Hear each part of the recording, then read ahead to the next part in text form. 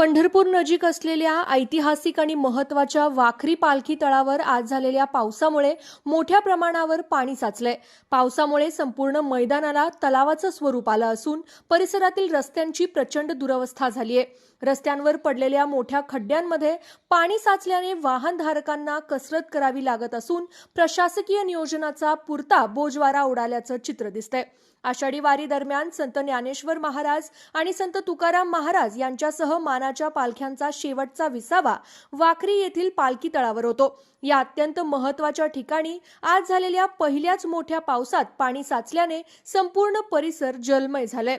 पाण्याचा निचरा होण्यासाठी योग्य गटार व्यवस्था नसल्याने मैदानात चिखलाचं साम्राज्य पसरलंय।